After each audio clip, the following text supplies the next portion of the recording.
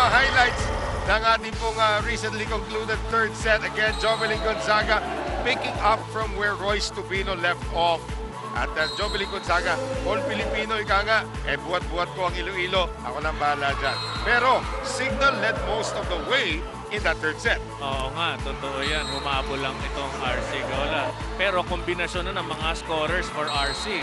Plus added errors na binigay ng Signal. Sayang. It was more of the Gonzaga's connection working there in that third set. A squeaker, 25-23. Lumamang ang Signal for the first time in this match sa atake, but again, JV, at the end of the day, just the errors. Pero makapapansin mo, 12 errors. So sabihin mo na, 5 ang binigay nilang puntos additional kasi 7-7 actually erase each other off. So may extra 5. Sayang, 5 points lang, 2 points lang lamang ang RC. So congratulations on the win, snapping a 2-game losing streak. Itong RC Cola Army Lady Troopers. And we send it over now to Selena Dagdag over at the Spike Zone.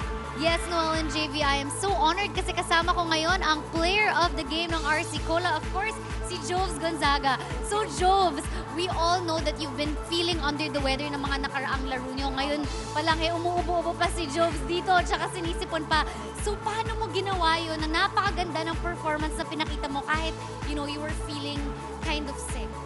Siguro dahil sa sobrang tagal ko na naglalaro, siguro hindi na kailangan talaga ng excuses. Kasi kung magkaroon man ako ng excuses, parang pinabayaan ko na yung team ko. Which is na alam ko na kailangan ako ng team ko, lalo pa sa positioning namin ngayon, di ba? Na ngayon ko pa ba sila susukuran?